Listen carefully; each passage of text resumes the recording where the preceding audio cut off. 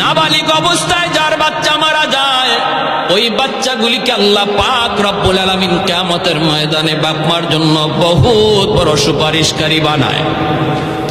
বাচ্চাগুলি আল্লাহর কাছে ডাক দেয়া কয়, মালিক, ও মালিক, তুমি আমারে দুনিয়াতে পাঠাইছো, পাঠানোর সময় আমার মা কত কষ্ট করছেন, জান বের হয়ে যায় অবস্থা।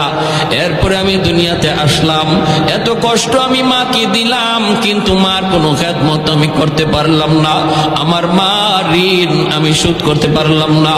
আল্লাহ, আজ যদি তুমি আমাকে জান্নাতে দিতে চাও, আমার মা বাবা সারা জান্নাতে যাইবো না, হয় আমারে বাপ মার সাথে জাহান্নামে দিয়ে দাও, হয় আমাকে আমার বাপ মার সাথে জাহান্নামে দিয়ে দাও।